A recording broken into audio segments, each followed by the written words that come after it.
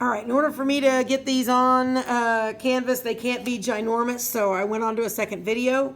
Number 11, 2 pi r is the formula. So we're going to take 2 times pi, which we know of to be 3.14, times r. R was 4.58 centimeters. Your paper has that on there, mine doesn't. Sorry. Anyway, and that's going to equal, and let's see. Oops.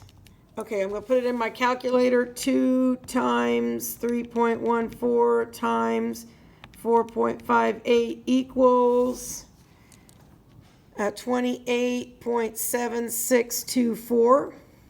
Now, you don't actually have to write down the whole digit. If you want to round it off your calculator screen, that's fine. I just put it on there to show everybody each time how to round it. This number is not a measurement. It doesn't have a unit on it. It's not a measurement. This number is not a measurement. It does not have a unit on it. It's pi. It's a ratio. This number is a measurement. It's got a unit on it. It has 2 decimal places. So our least accurate measurement in this problem is this one. It has 2 decimal places, so we're going to round our answer to 2 decimal places. We're going to round to this 6. The 2 makes the 6 stay the same. So we're going to have 28.76. The only unit we have in our problem is centimeters. So our unit's going to be centimeters. Okay, number 12. This is a pretty long one, and I use it because I want to show you why I make you write all this stuff out. I make you write all this stuff out because you'll get lost in your formula and you'll forget things. So this one says pi diameter squared on top of 4, that's a fraction, times h. So I'm going to write pi 3.14 times diameter. I'm going to write it out twice. Square means to write it out twice. Diameter is 1.4 centimeters times 1.4 centimeters over 4 times h, which is 2.0 centimeters. So everything in this problem is multiplication or division. So you can do it all together. The commutative property says you can do it in any order you want. I generally start here, 3.14 times 1.4 times 1.4 divided by 4 times 2. And I get an answer, let me move this over a little bit. I get an answer of 3.0772. 3.14 is not a measurement. 4.0 is not a measurement. But these 3 are measurements, and they all have 1 decimal place, so the least number of decimal places is 1. So I'm going to round to this digit. This 7 makes the 0 go up, so my final answer is 3.1. And I took centimeters times centimeters times centimeters, so that would be centimeters cubed. This is why I ask you to write, when you have a square or a cube, I ask you to write it out 3 times. If you didn't write that out, if you just wrote it out once and put like an x2 up here, you may remember to times it by itself or not, but you probably would forget that you have centimeters cubed because you're not seeing it. So this would, if you just put an x2 up there, would be wrong. You have to write it out, a square twice and a cube 3 times. GT, G is gravity, 9.8 meters per second, times time, which up at the top is 10.5 seconds.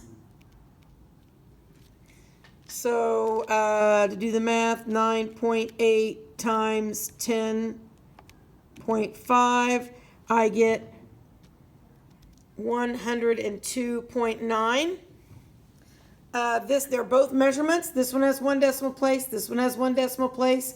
So I need to round my answer to 1 decimal place, but it's already got at 1 decimal place. So hang on, let me fold this so I can move it up a little bit. I took, if I can get this where you can see it, we have meters per second and seconds. Remember, if you have a unit that's not a fraction, you pretend it's on top. So I have meters on top, seconds on bottom, seconds on top. Since two of them are alike, I might be able to cancel them out. If you have two of them alike, if one of them's on the bottom of a fraction and one of them's on top of a fraction, you can cancel them out.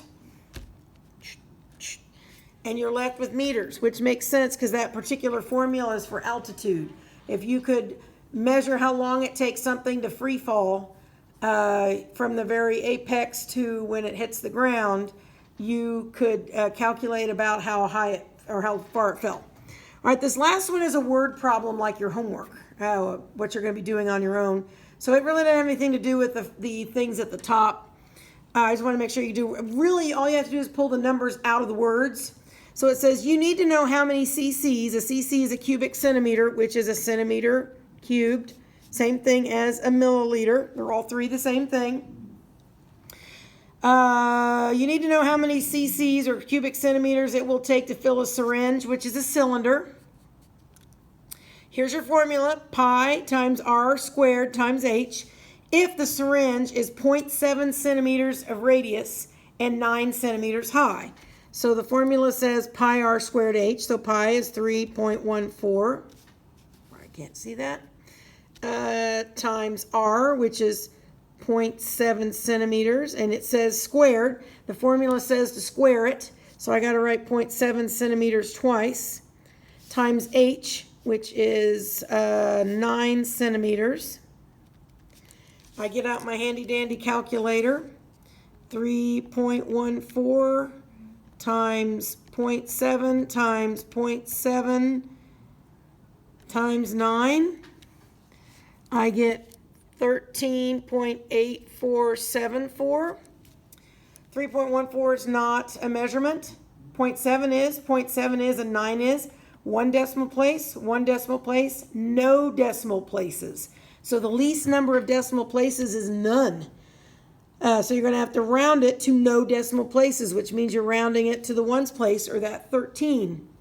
The 8 makes the 3 go to a 4, so the final answer is 14. And you took centimeters times centimeters times centimeters, so it's centimeters cubed. Okay, now you are going to be doing the back side of ours, which is the second worksheet. And it's on Canvas, and there's a link there. You're going to do that on your own. If you have any questions, let me know.